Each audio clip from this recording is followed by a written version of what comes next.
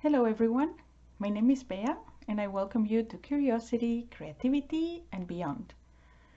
Today's demo has two parts. On the first part we are going to learn how to put a potato on water, and in the second part we are going to draw the result of that. Are you ready? Let's see what materials do we need today. We would need a potato. Try to get a potato that is slightly thinner in one end, and definitely try to get something a little bit smaller than this.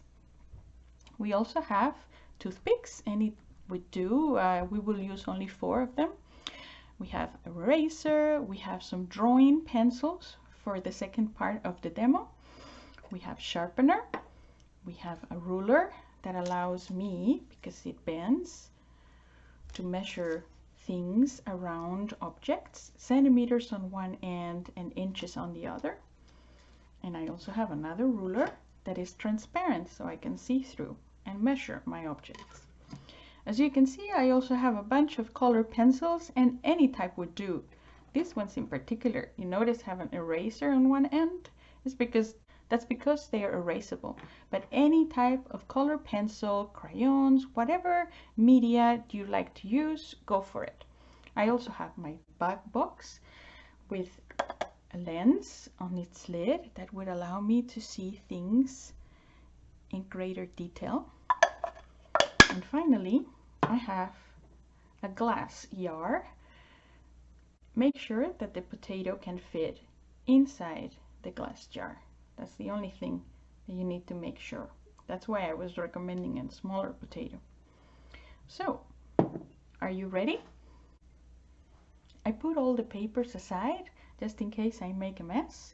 And as you notice, I place the potato on kitchen paper. So what I'm going to do is stick 4 toothpicks into the sides of the potato, and I'm going to arrange them so they stick out all around the potato.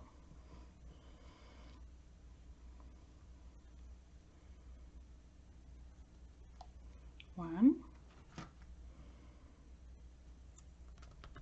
2,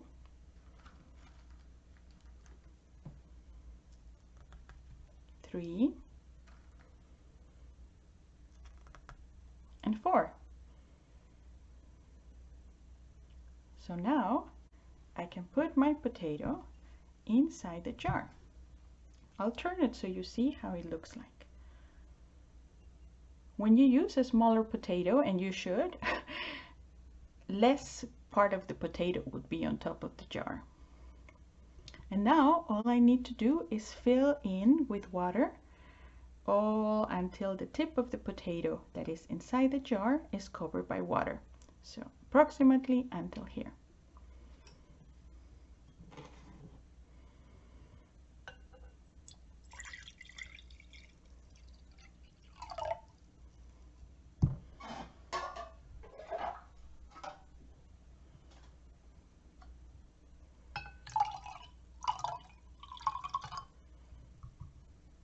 There we go. Now you put this near a window with plenty of sunlight. And this is the first part of this demo. For the second part of the demo, I'm going to show you what happened with my potato. And I'm going to bring it here. I would like to introduce you to Mildred. Mildred is my sweet potato. I put Mildred on water on October 18th, and 4 weeks after, it started growing tiny sprouts the size of this tiny one here. And in the next 7 weeks, it went totally crazy, as you can see. For Mildred, I did not insert toothpicks inside the potato because after I gave him a name, I didn't want to stab her. So I created a scaffold that actually does the exact same thing that inserting toothpicks on it. Don't worry, she doesn't suffer, but I just didn't feel like stabbing her.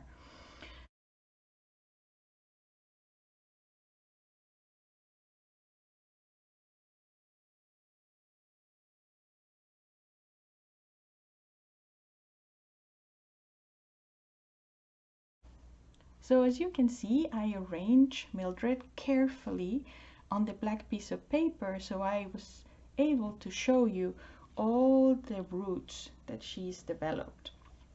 And I noticed there are two different types of roots.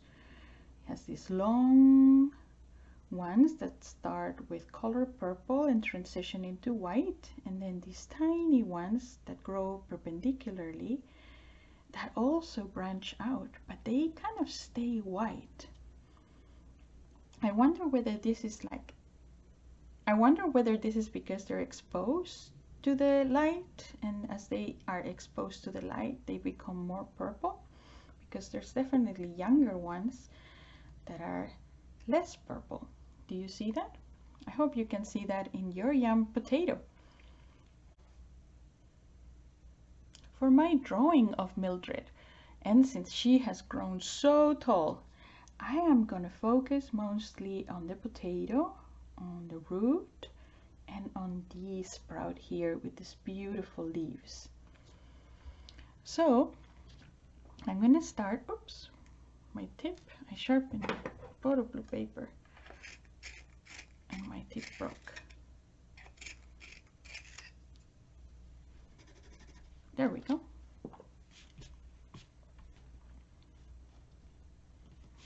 So on my page, I think I'm gonna divide it in two.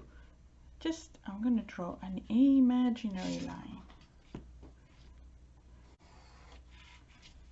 with my photo blue paper. And I'm gonna put Mildred here on this part of the page. So I'm gonna try to make Mildred this tall from here until here, so I can include the root. And I notice that the tip here is slightly offset towards the right.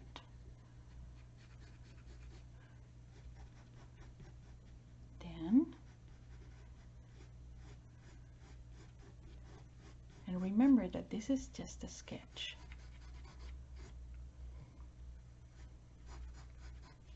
Our final drawing will be done with graphite and we will color it. Do you notice how this line goes out and then in? And I can use what I call landmarks to know when the object I'm drawing changes shape. For example, I can use the scaffold landmark to know that from here Mildred goes back into thinning, and this end, as opposed to that one, remember this one was slightly offset towards the right, this one is slightly towards the left. If I was to put a straight line, do you see that? This is on the screen left and this is on the screen right. This end here and this end here. So let's make sure that in my drawing, and I can do that in my drawing, I can divide it in half, so I make sure my end is here and my other end is on this part of the paper.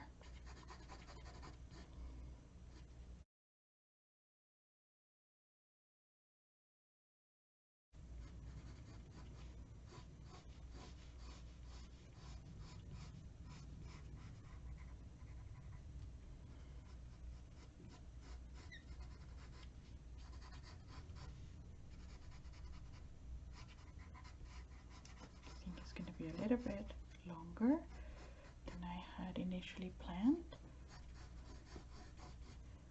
and I just want to make sure that this is the right shape. I just noticed I'm gonna make these a little bit thicker there. As you see, it's a lot of lines that I make with my photo blue pencil. And I can make as many lines as I want to.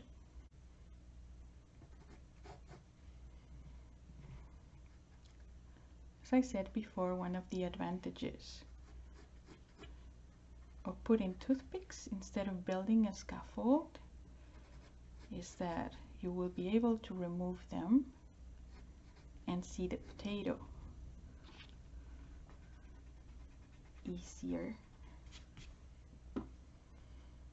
So once I have my basic shape, I'm gonna add some of the sprouts, and I would very much like to draw at least this sprout, and it comes actually from here.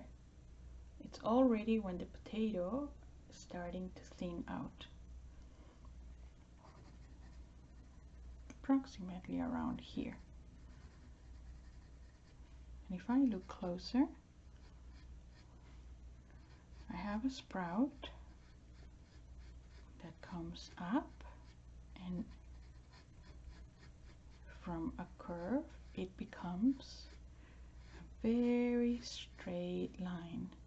If I put my guide pencil again on top of it and I look at the pencil, have you noticed how it's not right straight but a little bit tilted? So that might help my drawing. Do you see the difference?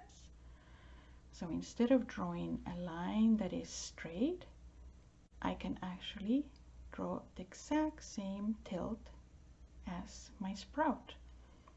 And that could be a very useful tool when drawing things from nature, because sometimes we see them and we think that we are getting the angle right away, but it isn't until I put my pencil and I realize, oh, actually this branch is a little bit tilted towards the left. So I'm gonna reflect that on my drawing. How tall does that branch go?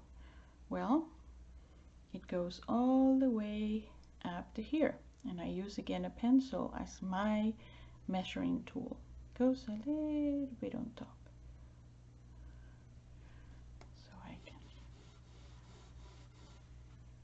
That this might go here.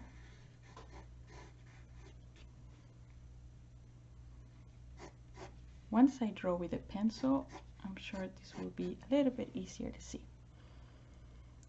What I'm doing now is just blocking the different parts.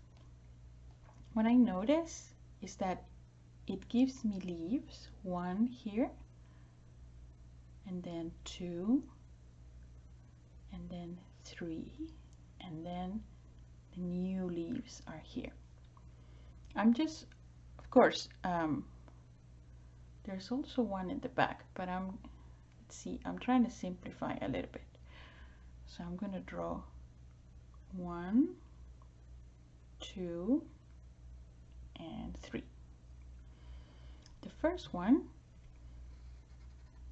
comes out of the main stem right after it becomes straight.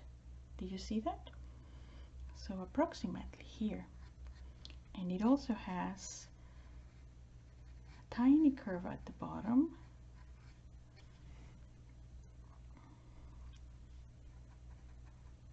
and a slight curve at the top. I'm just blocking. I am not drawing my final drawing. I'm just making a square shape where I think the leaf is going to be. The second branch comes a little bit on top of that leaf, and it bends towards the right, and I can see a little more of the leaf.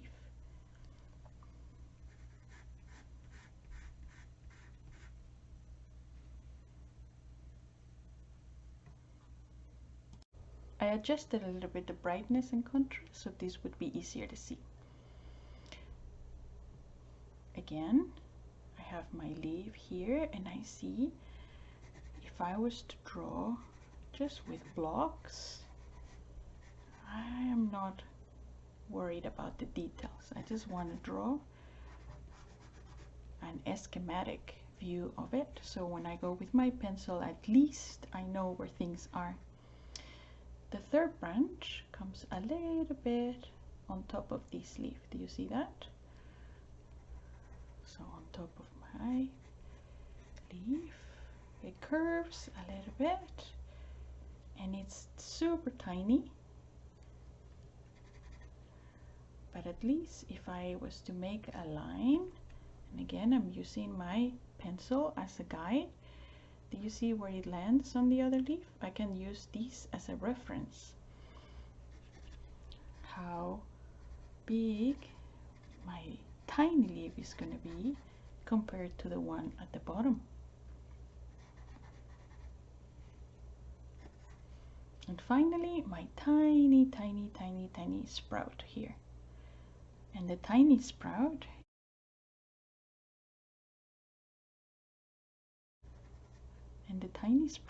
is made out of 2 tiny leaves. So this is what I'm going to be mainly focusing on my drawing. So now I have a basic diagram of how the young potato looks like and the sprout that I'm mostly focusing on. In terms of the root, the one I'm going to be focusing on is this one here that I curl. And in order to do that, I find the place where the root comes out, which is a little bit approximately here. And it depends really, your jam potato depends.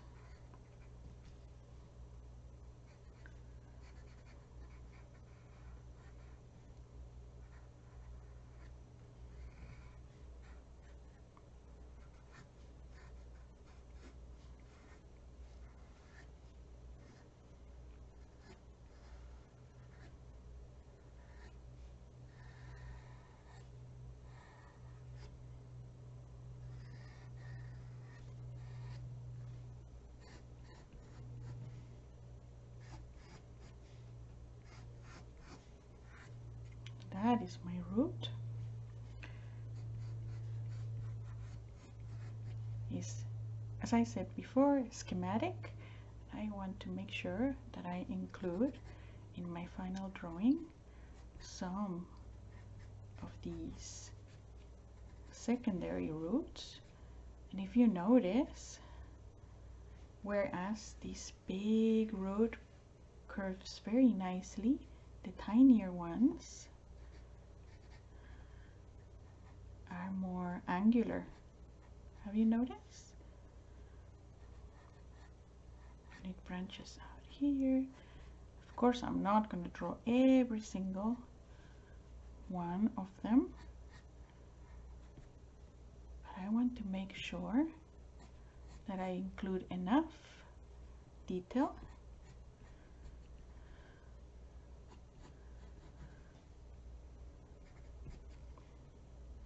Have you also noticed the orientation of these roots? If I put my pencil as a guide, they're all in this angle, so that helps me drawing them.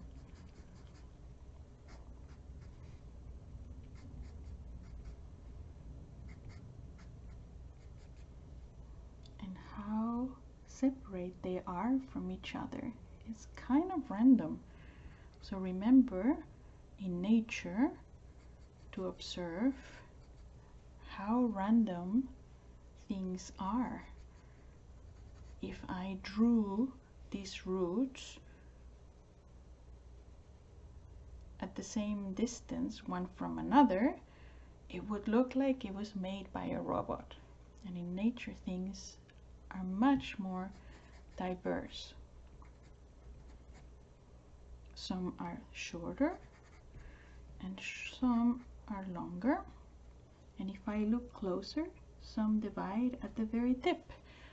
But this is just a schematic view of Mildred.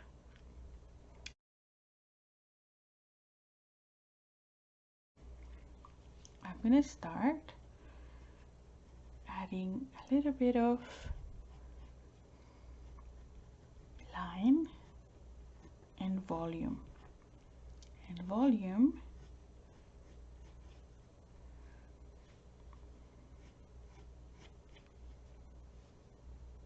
There's a very interesting detail here. Do you see it?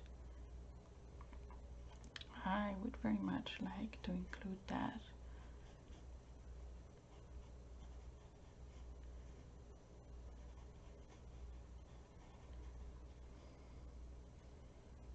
Continuing.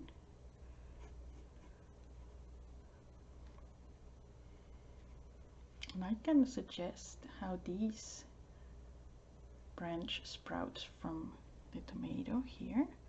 Sometimes it's a little bit difficult not to include something. So I'm just gonna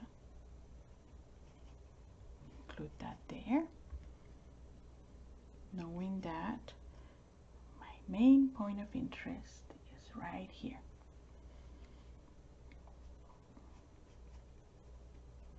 Look very, very closely at how this branch is connected to the potato.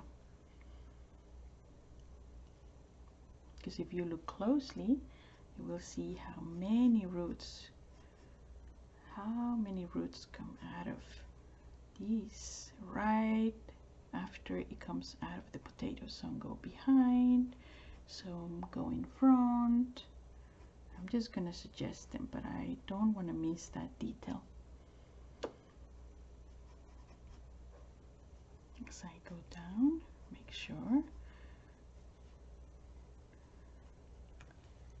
to include details. In this case, I noticed that my yam potato has a lot of texture, so I'm trying to suggest that with these lines.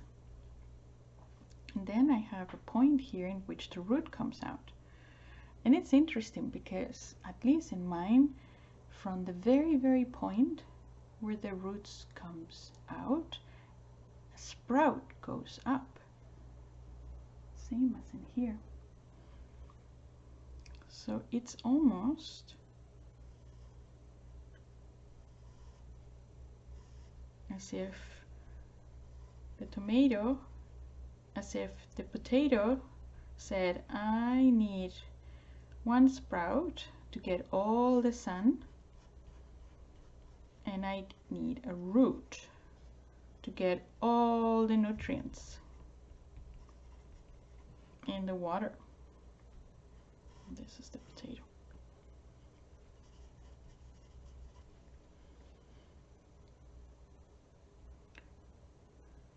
So I'll make sure I include that.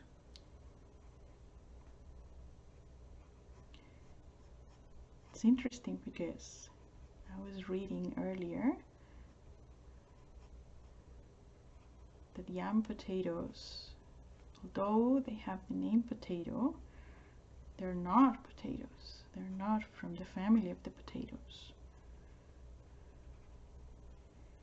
But they grow very well in water, and I think I highly recommend that you get a yam potato. See also roots that come surrounding like tiny hairs.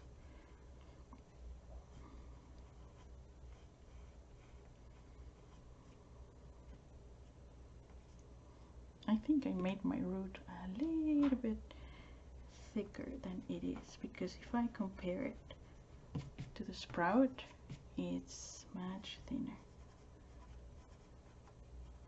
There you go. Now it's a little bit closer to what I see. There's a big root coming out of here. Making parallel lines is so interesting.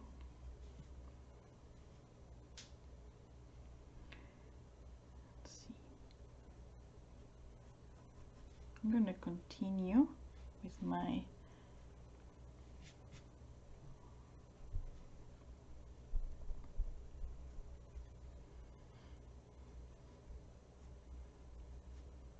So a tip to draw parallel lines is to first draw one and then just follow the other one.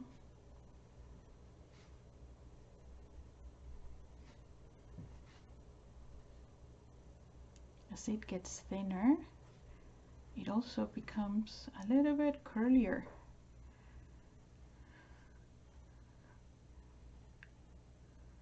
So I want to reflect that, and definitely the tiny roots that come out of it are thinner.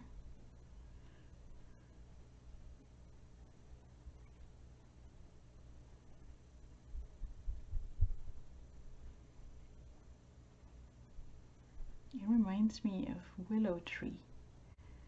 I always thought willow trees looked like they had a lot of magic wands coming out of them. They're all, the branches are curly and twisty like magic wands. Okay, so I'm always looking at my drawing and at my specimen, in this case Mildred. I just realized this is a portrait, Mildred's portrait.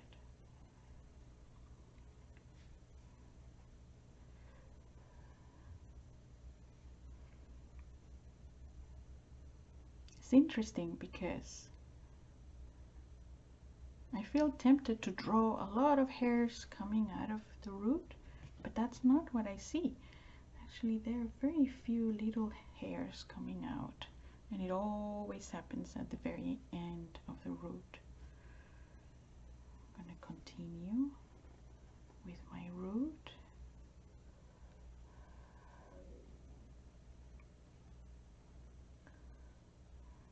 And some overlap others.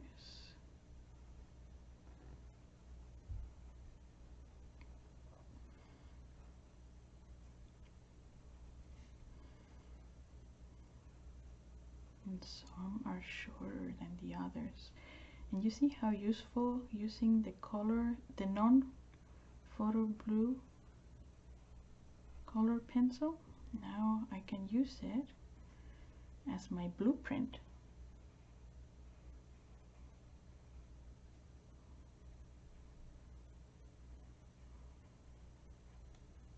So that is my root.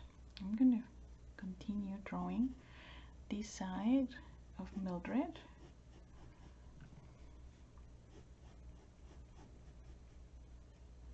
There's another big growth from here, so I can also suggest that. And by all means, if you have time, you can draw the whole potato plant, and you can also draw it at different stages and compare how much has your potato plant grown.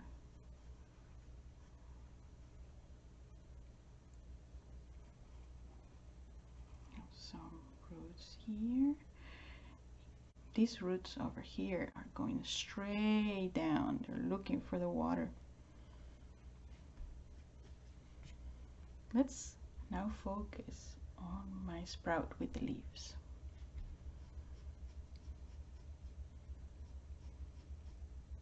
After this branch has given this tiny branch here, it thinners a little bit.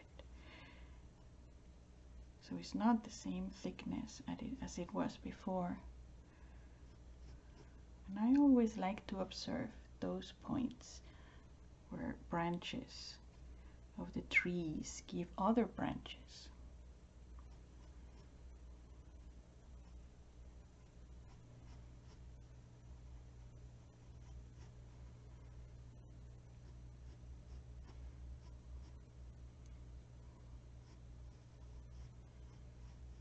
As you notice, this leaf is overlapping, so I'm going to draw that first. And also, have you noticed that this branch continues into the leaf? It ramificates, it creates tiny veins that distribute all the nutrients along the leaf. And you can do this with a color pencil first, then going with pencil.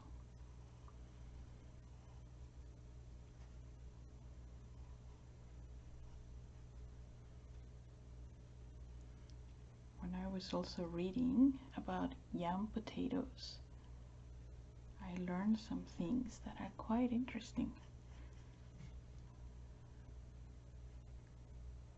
I learned that potatoes are 80% water. So most of the potato is just water.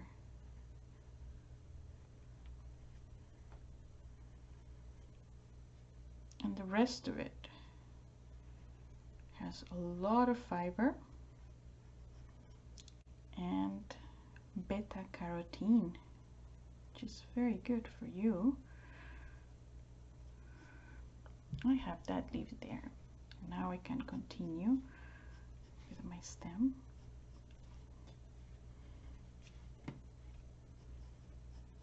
Sometimes erasers get a little bit dirty, so a trick is to erase on nothing.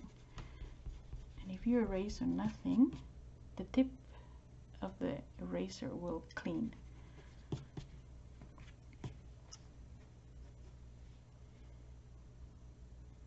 There's another branch happening here. And always look for details on how it branches out. Because this one branches out more in profile, and this one branches out more in front. And if I was to make this bigger for you to see it, remember that we can also include zooms. We can make it larger, and a good way of doing that is to make a circle or a square of the area that you want to make bigger. Find a piece of your paper that has some room.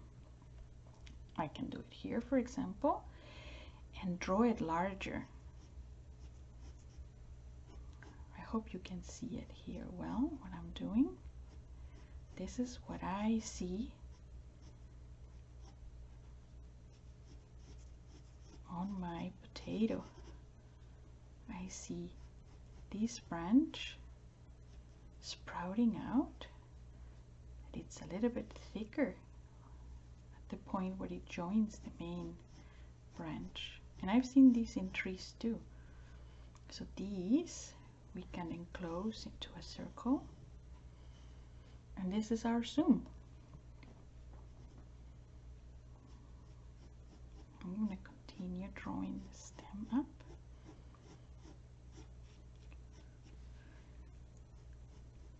And let's look at these leaf.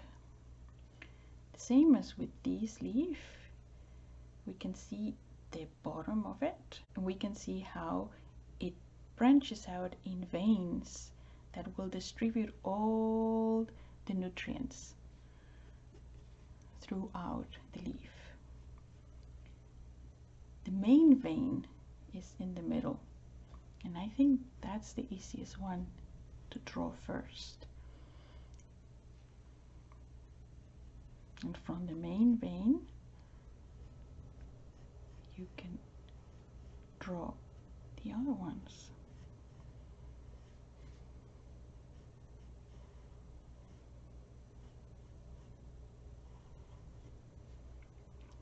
From these secondary veins,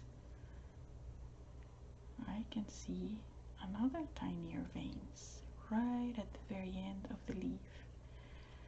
And if I look even closer, I can see tiny veins that are connecting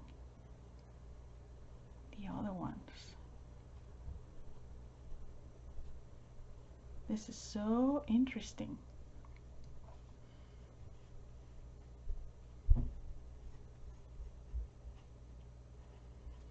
I'm going to continue with my leaf as I see it.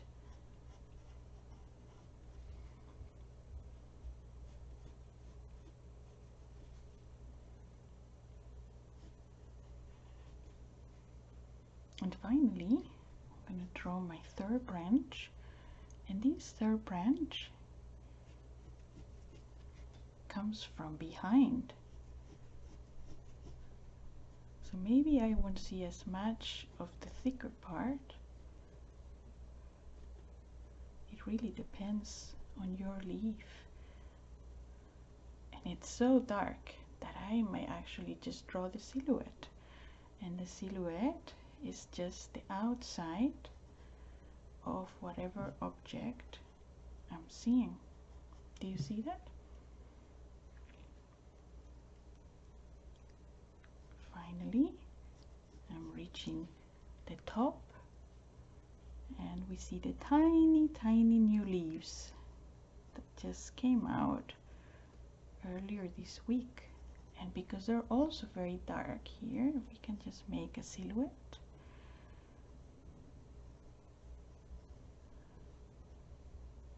Of them.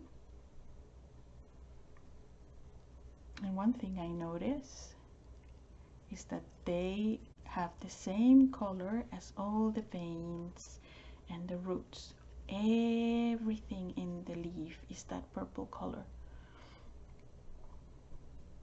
I guess that as they hit the sunlight, maybe they become green.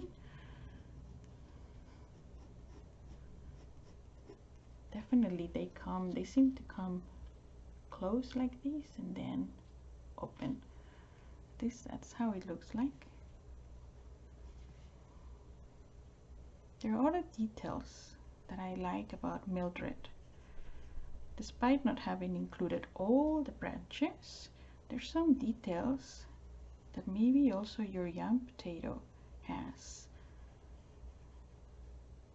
Like a lot of interesting marks. It makes it for a very interesting texture. Definitely that's a very clear distinction between the part that was submerged in water, is shinier, and the part that was not submerged in water, which is drier. So I can maybe add, I can just add a note in my drawing that this was the part submerged in water. And I think I'm going to do that using a blue, and I'm going to just paint, just going to color these with blue.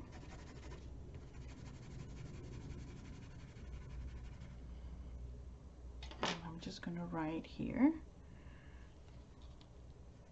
submerged in water. So I remember what part was under and what was on top of the water.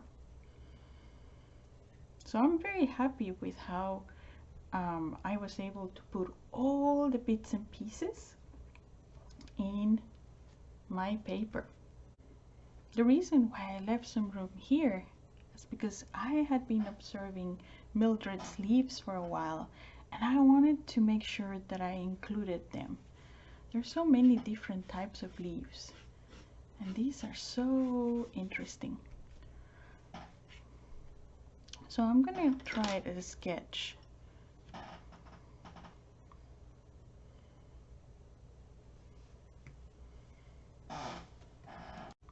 So with the help of scissors, I think I'm gonna cut this one here.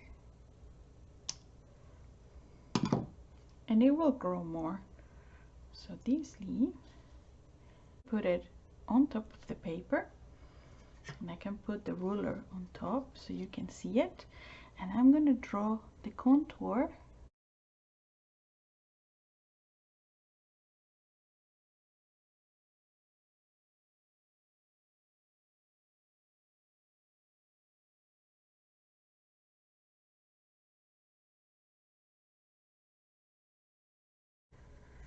There we go. I'm gonna put it here so we can see it. What shape is this? This is a heart. Definitely a heart-shaped leaf. and it has so many interesting details. Let's try to put them all.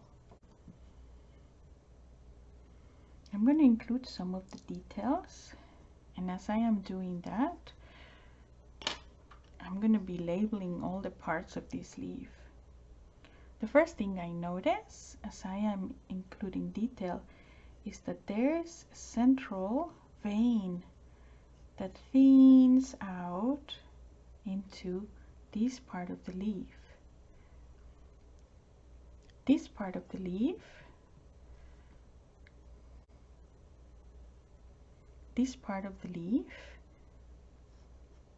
is called the petiole, and this part of the leaf is called the apex.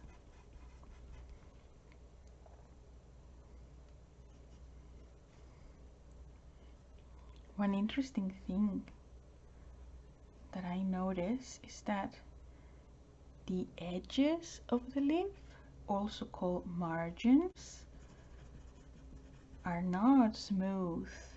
Actually, they're kind of curly.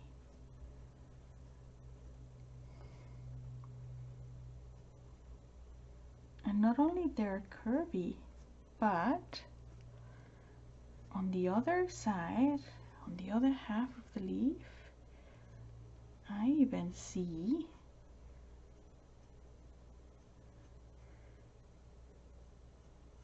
tiny triangular, tiny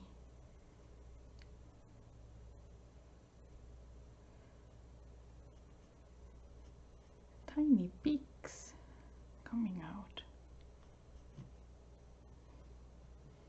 creating some sort of tiny mountains. There's some leaves that have all the margins like this, and we would call these serrate margins. In this case, they don't have enough pointy bits to call them serrate, and they all converge into the apex. In our case, we don't find these, but we find these tiny bits. These sharp, stiff points make these margins called spiny. It's funny that I only find them on this half. Maybe, could it be that maybe as the leaf becomes bigger, kind of matures and becomes more spiny all over? I don't know.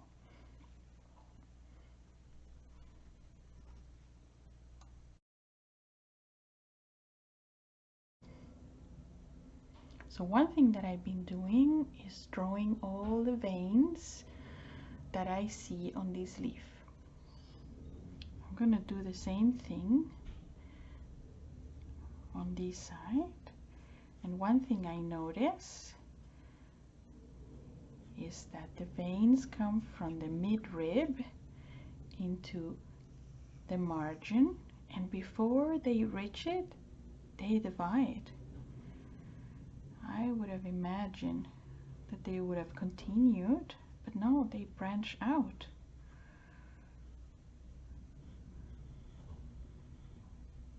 So make sure that you really observe the leaves of your plant and draw what you see. We draw how it looks like rather than what we think it looks like. That's what we observe things. And there's also tiny veins that connect the secondary veins, and they also branch out. And remember that the point of these veins is to distribute all the nutrients from here and to the rest of the leaf. So it makes sense that these tiny veins will branch out on this direction, like this.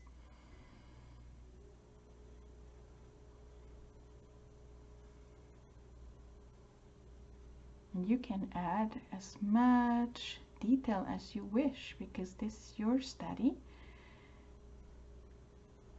and you give it as much time and detail as you wish.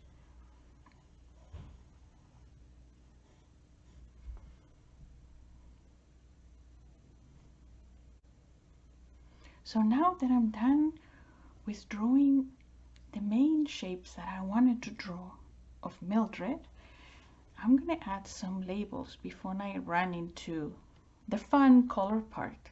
I want to make sure that I'm label everything. That I'm labeling this is a leaf to scale, meaning that this is the actual size of the leaf,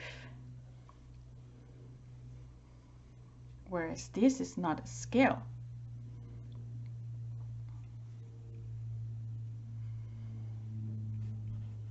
These are the roots. These are the sprouts. These are called eyes. They kind of look like eyes too. This part, you know what, it would be fun if I add some waves to make it easy to understand that this is underwater. And I definitely want to include a title, because I name my jam potato Mildred. I want to make sure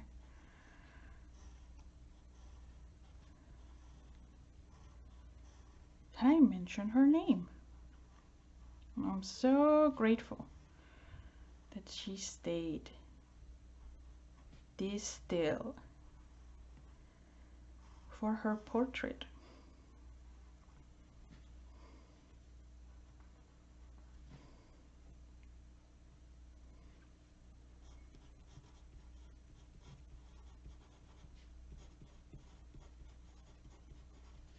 And I'm going to include a detail here. This is day 77 since I put her in water.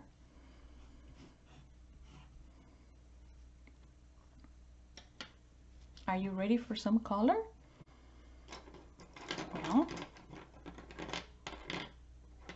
I definitely see that the part that was underwater, maybe because it was underwater and it's still wet, maybe it's a little bit redder.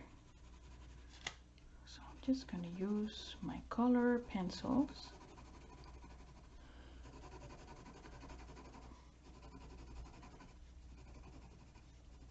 to color my jam potato.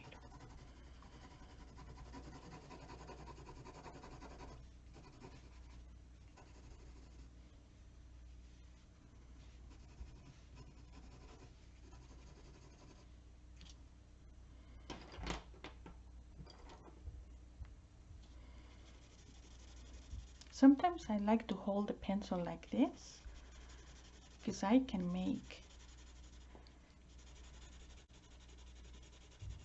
the color blend very well. Whereas if I was painting, if I was coloring like this, I would make lines, and it's for me a little bit harder to color in between the lines. So I like to hold it like this. You don't have to. It's just one tip.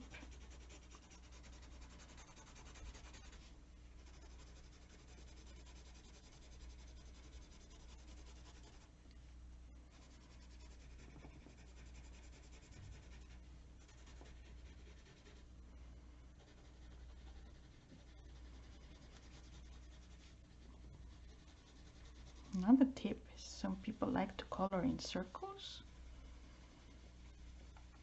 and some people like to color in straight lines, and you just have to find the way that you like coloring, the way that works for you. And you can try all of them and not have a favorite. You can try all of them and still not decide on which one is your favorite.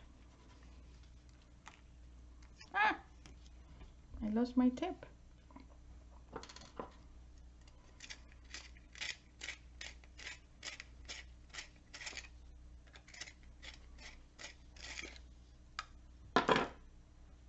Great.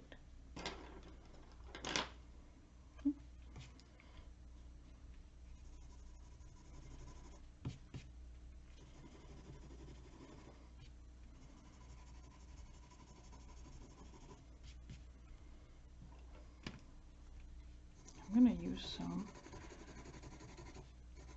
yellow color here.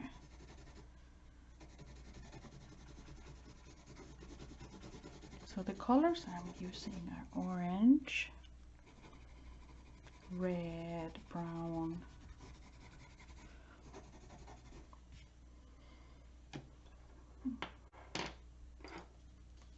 black paper.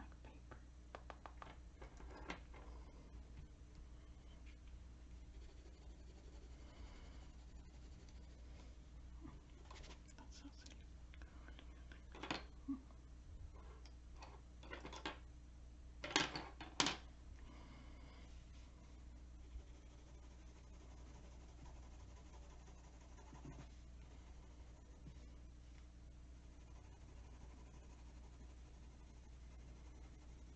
I like to use darker colors.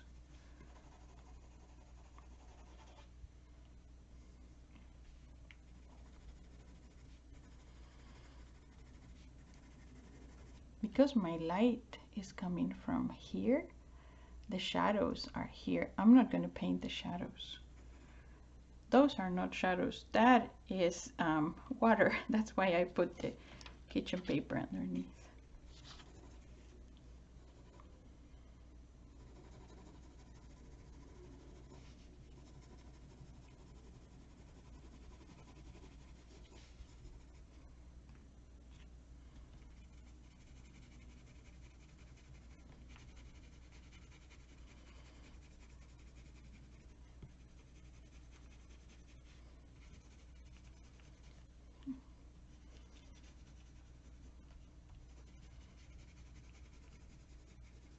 I'm using green to create a shadow.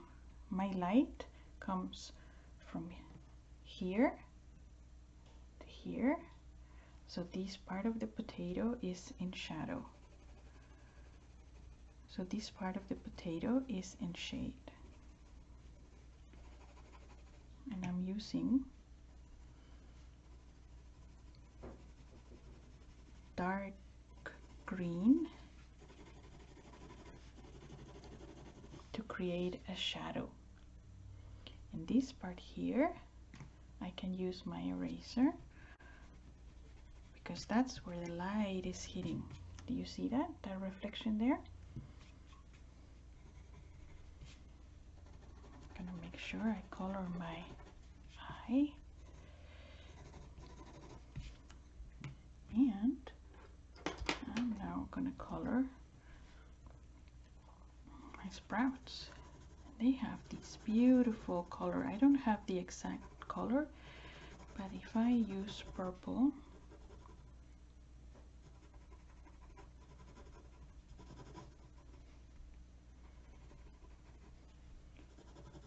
and then I use red, I can get quite close to the color I see. So much fun to mix with color pencils. Remember that light is also hitting. So there would be some parts that would be lighter and some parts that would be darker. I'm going to do the same here and here. Even here.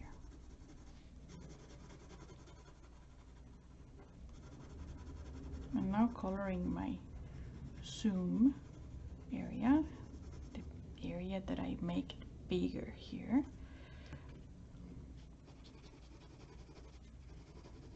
So maybe I can color it in more detail.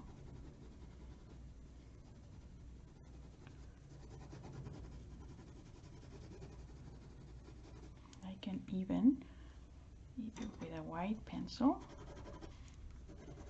Add some highlight. Now I'm going to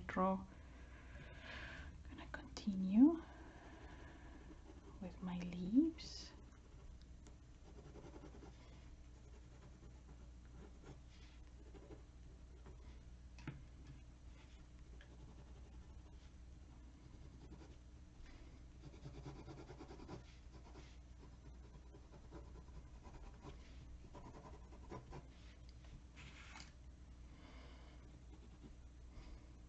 This leaf is a little bit on the shadow, and it's also very young leaf. So all my young leaves are going to have this color. These leaves have a different color.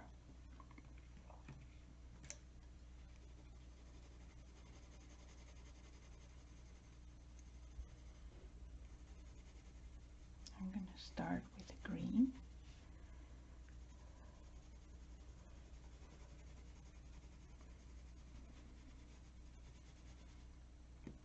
I'm going to add some yellow to make them a little bit warmer.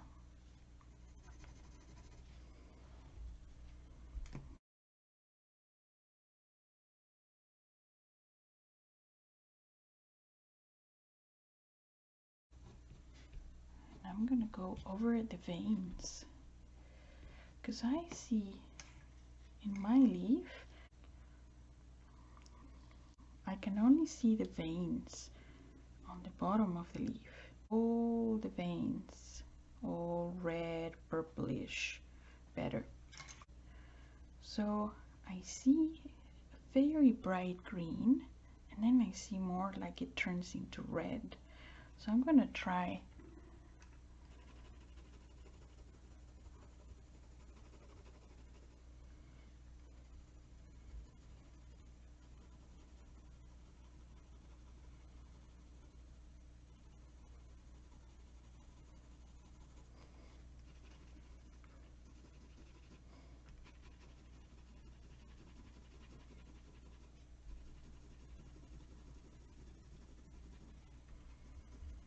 So my first impulse is to paint the whole leaf green, but it isn't that green.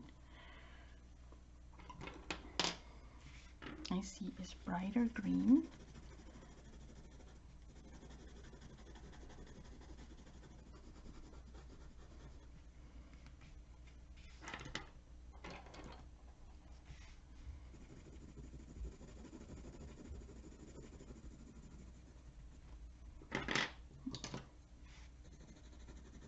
And you can try as many pencils as you want.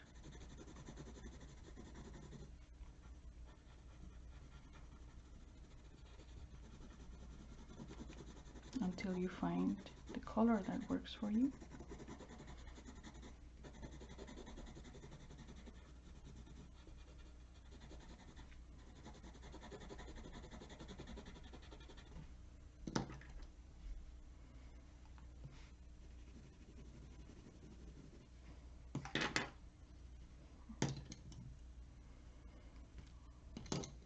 To see if the color that you're going to use is the color that you want, you can use a white space of paper.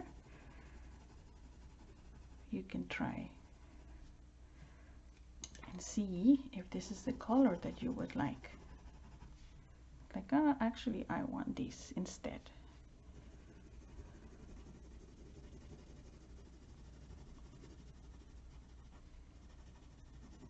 Especially if you're drawing, especially if you're coloring with crayons.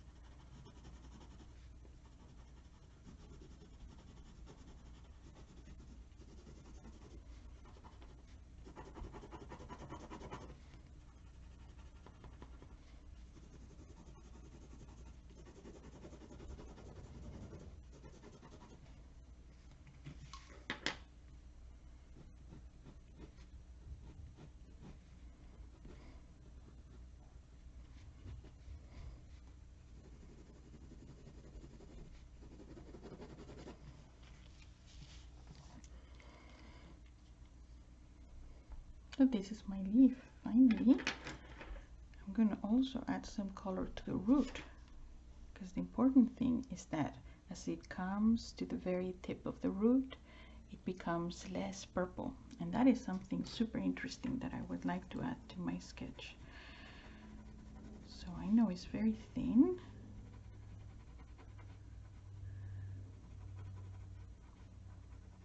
but I want to add that detail and leave the other roots that come out of it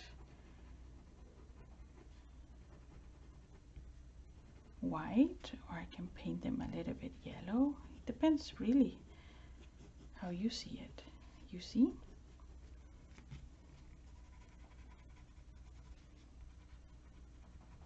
And to make it even more clear, I can make in this piece of paper, I can make a diagram that shows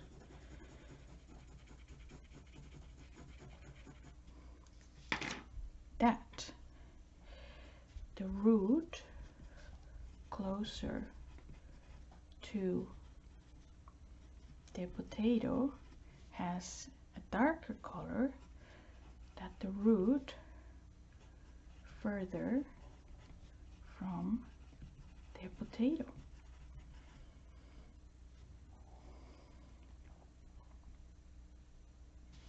Finally, I would like to color my title.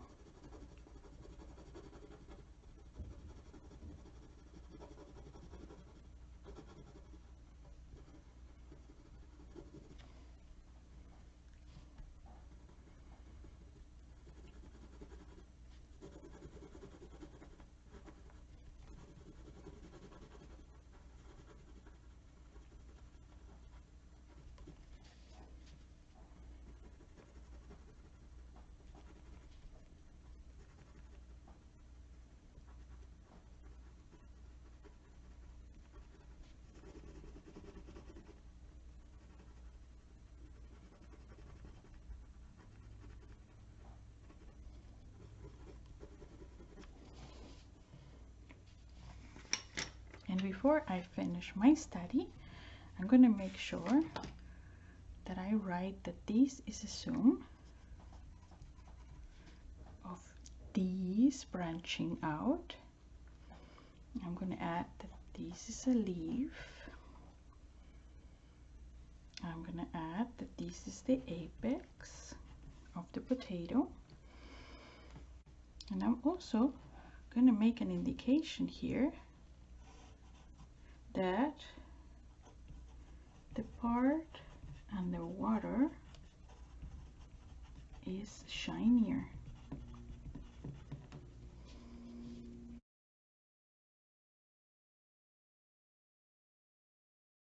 So I think I'm happy with my study. I'm going to put Mildred back in her water, and now is your turn to have fun.